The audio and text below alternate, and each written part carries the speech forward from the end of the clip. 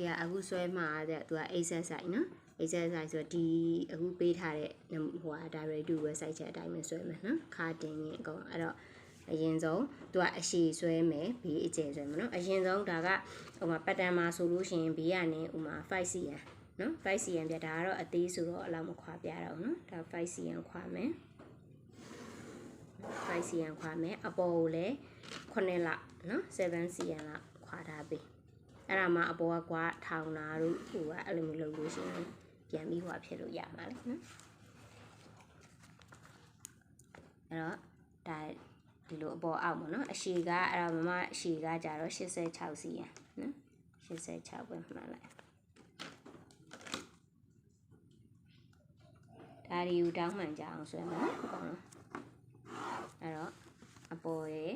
အောက်တယ်နော်ဘေးတစ်ခုဆွဲပြီးသွားပြီပြီးရင်အဲ့တော့တင်အကျယ်နော်တင်က88ဖြစ်တဲ့အထွက်ကို4နဲ့စားမယ်နော်သူက4နဲ့စားပြီးတော့သူကအပွားဖြစ်တဲ့အတွက်4ပေါင်းလို့ရတယ်နော်တကယ်လို့မပွားချင်ဘူးအတော်နေလေးပဲဝတ်တဲ့အမဲဟာဆိုမပေါင်းနဲ့ပေါ့နော်အခုအဲ့တော့88ဆိုတော့4နဲ့စားလို့ရှိရင်22နော်22ဆိုလို့ရှိရင်22အတီးဝယ်လည်းရတယ်နည်းနည်းပွားလေးဝယ်မယ်ဆိုရင်တော့4ပေါင်းရင်20ဟုတ်ပါဘူး4ပေါင်း1မဲဟိုကတင်ဝယ်ပဲပေါင်းမှာဆိုတော့ဟိုပဲရမယ်22ဆို23ပဲဖြစ်မယ်နော်သူကဟိုနဲ့ဆို1စီပဲဖြစ်သွားတာပေါ့အဲ့တော့ဒါကအဲ့တော့23နော်23သူကကွာစာမပါသေးဘူးနော်ဒါကွာအတက်ထုံမှာ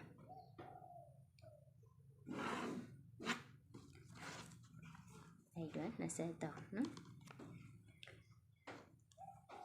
23ပြီးပြီဆိုရင်ဒီဘက်ကိုလည်းဟိုဘက်ချမ်းနည်းနည်းလေးအလဲကောင်မှချပြီးတော့ပဲအလဲကောင်မှ30လောက်ခွာလိုက်နော်30လောက်ခွာပြီးမြင်းတစ်ကြောင်ထပ်ဆွဲမယ်နောက်ပြီးလို့ရှိရင်အဲ့ဒီခုနကဒါကဥမာရှေ့ချမ်းဆိုလို့ရှိရင်ခုန22ဟုတ်ပါ23ဖြစ်သွားတယ်နော်23ကိုရှေ့ချမ်းဆိုလို့ရှိရင်1နှုတ်မှာနော်1 -1နှုတ်မယ်နောက်ချမ်းကြတော့အဲ့22ကို +1 ပေါင်းမယ်နော်22ဆိုတော့ဟိုက23နော်ဟုတ်ပါ23ကို +1 ပေါင်းတော့24နော်နောက်ချမ်း24ရှေ့နဲ့နောက်နဲ့1cmခွာမယ်ပေါ့ရှေ့ချမ်းကပိုတည်မယ်အဲ့တော့4တောင်ပတ်လဲဒီအရှိရဲ့အကျယ်ကြီးရသွားပြီနော်ရှေ့ရဲ့အကျယ်ကြီးရသွားပြီရသွားတဲ့အခါကျတော့အပေါ်ကနေပြီးတော့ဒီမှာကွာအမြင့်တင်မြင့်ဆွဲမယ်နော်ကွာအမြင့်ကသူက access မှာ25မှတ်မယ်ဒီဘက်ကတခါတည်းဆွဲလို့ရတယ်နော်25အဲ့တော့ညင်ရောက်ဆွဲမယ်25ဆွဲမယ်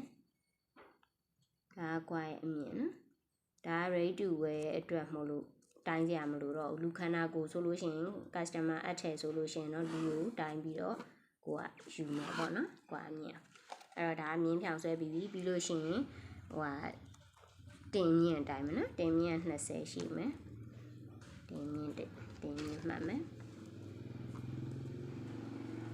တင်မြင့်ကိုတစ်ချက်ဆွဲမယ်နော်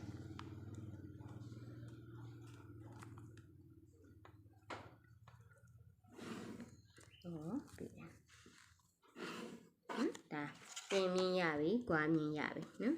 ကွာမြင့်ရပြီအဲ့ဒါဆိုလို့ရှိရင်တို့ကကွာထုတ်တော့မယ်နော်ကျန်တာတွေခါးတွေပါရပြီးမှတွက်မယ်လို့ဆိုတော့တည်နေဆိုတော့ကွာထုတ်မယ်ဆိုလို့ရှိရင်တင်မြင့်ကအခုဒါက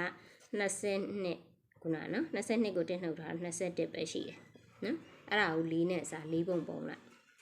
အစား4နော်4ပုံပုံလိုက်တဲ့အခါကျလို့ရှိရင်ဘယ်လောက်ရလဲ5cm ပေါ့နော် 5.1 လောက် 5.2 လောက်ရတယ်အဲ့တော့ဒီဟာလေးကို4ပုံပုံနော်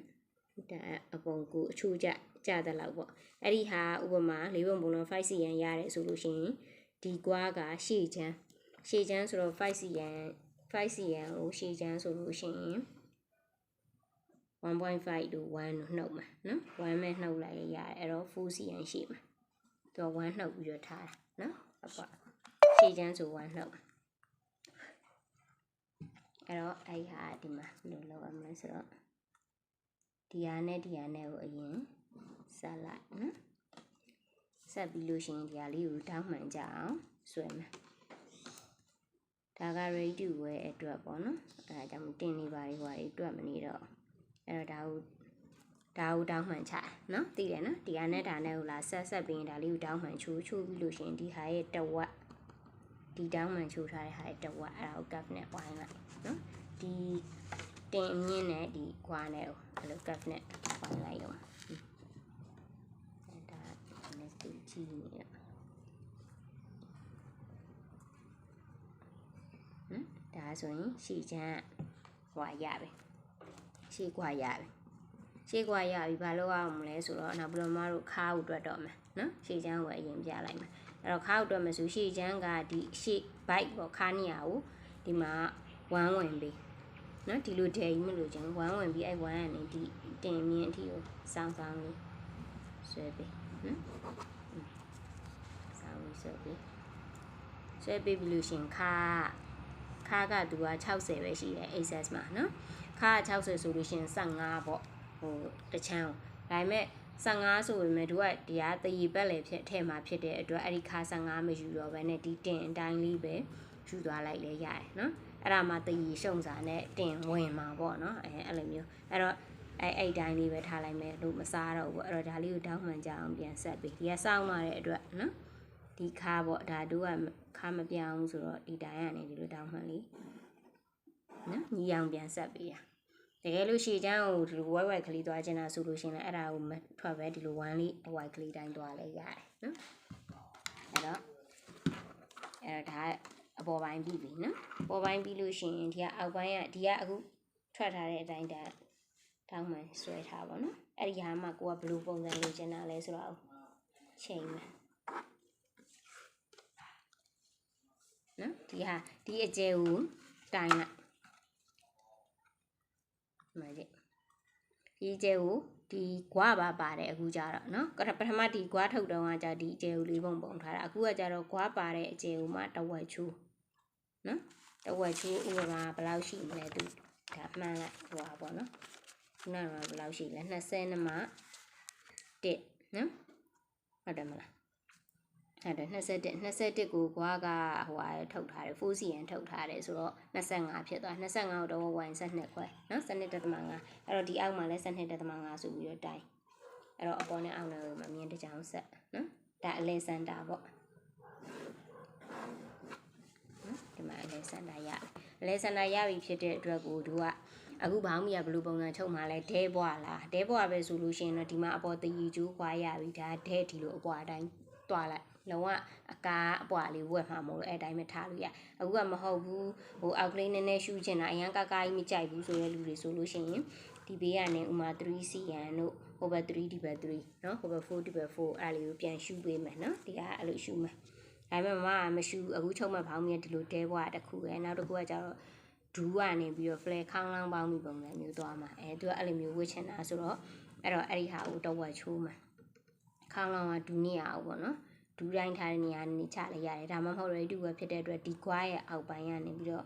တဝက်ဝက်လိုက်ကွားအရှိကိုတိုင်းပေါ့နော်ဥပမာကွားအရှိက60ရှိတယ်ဆိုတဝက်က30အဲ့တဝက်ကအပေါ် 5cm တက်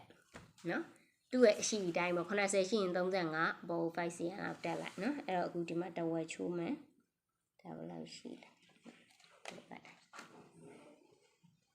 ဒါဆိုလို့ရှိရင်ဒါ9ပတ်ထားနော်အဲ့ဒါဆိုသူက 5cm တက်ရင်ဒီနာဖြစ်မှာနော်ကိုယ့်ရဲ့ဒီကွာအောက်ကနေဒီအရှိကိုတိုင်းပြီးမှတဝက်ချိုး 5cm တက်အပေါ်နော်အဲ့တော့အဲ့လိုမျိုးသွားမယ်ဒီဘက်ကအတူတူပဲအဲ့ဒါကိုမြင်တစ်ကြောင်ဆွဲလိုက်ဒါကဒူးတို့ဘာတို့မှာဟိုခေါင်းလောင်းလိုမျိုးလေးအပွားသွားမှာတို့ဘာတို့အတွက်နော်အဲ့တော့နော်ဟုတ်ပြီအဲ့တော့ကြတော့ဒီကအပွားဖြစ်နေတဲ့အတွက်ဒါဖူပေါင်းထားတာ